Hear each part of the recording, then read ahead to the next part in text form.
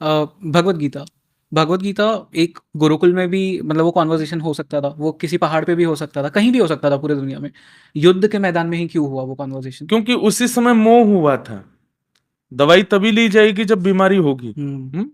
जरूरी नहीं है ना कि सिर दर्द की दवाई आप खाते रहो कि कभी हो ही ना। काय को? औषधि तो तब लो ना जब बीमारी हो। हुँ। अर्जुन पहले तो तैयार हो गया कि मैं युद्ध करूंगा, और जब युद्ध मैदान में पहुंचा तब उसने धनुष बाण छोड़ दिए, बोले नहीं अब नहीं कर पाऊंगा। भगवान बोले देख, युद्ध के रूप में मत देखो, कर्म, या तो पहले उठना ही नहीं था तुमको, लेकिन जब उठे हो, बेड़ा उठाया है, कर्म करना है, मुझे ये लगना है, तो बीच में उसको छोड़ो मत, करो।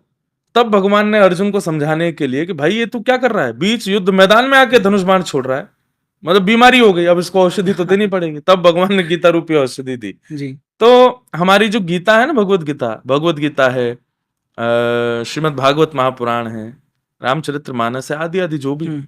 सब औषधि है। हुँ। ऐसा अब ये कई लोग इसको ये इस रूप में भी लेंगे, इसका मतलब ये है महाराज जी कहना चाह रहे हैं कि जब बीमार हो, मतलब जब ऐसी सिचुएशन आए तभी कथा सुनो, राइट। बाकी के समय नहीं।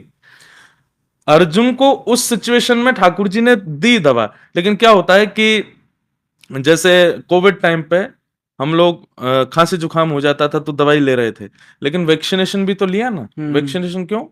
ऑल टाइम का एक प्रोटेक्शन। राइट।